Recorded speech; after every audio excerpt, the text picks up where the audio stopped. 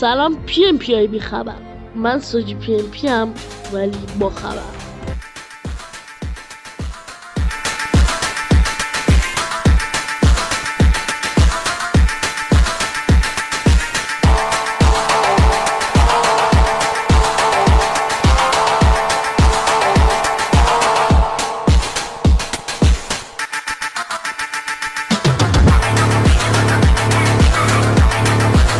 خوش اومدیم به اولین ویدیو در چنلم که یه سری اتچمنت های خیلی خفن، یه گان نقطه زن خدا براتون آوردم. یعنی نقطه زنش در حد بگیر رو انمی رو ول نمیکنه.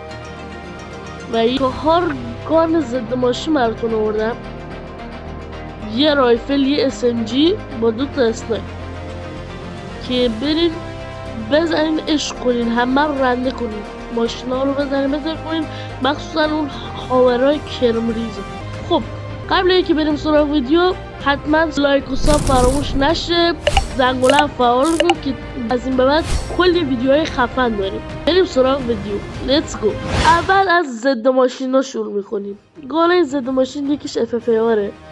این اتچمنت رو بریم بچینین روش. خداست گیم پلی هم واسهتون گذاشتم، نگاه کنید. خب بریم سراغ گیم پلی FFAR.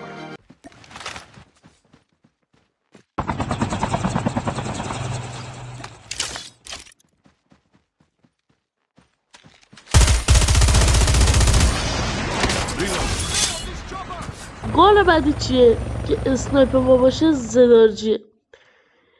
با 3 تا شات میخوابونه هاور رو با 3 تا شات میخوابونه، موتور با 3 تا شات میخوابونه، کلن ضد ماشین در حد.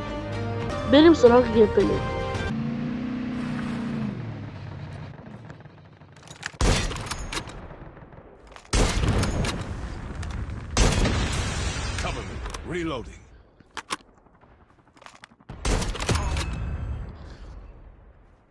گار بعدی ما چیه؟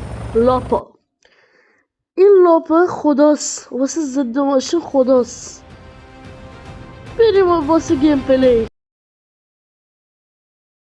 و در آخر نقطه زن ترین گان دنیا، PV19 SMG. بله بچه تعجب نکنید چون که این SMG خیلی لگت دارم، ولی این نقطه زن ترین. این اتچمنت حتما بریم بچینیم. گیم پلی هم هست، بریم سراغ گیم پلی.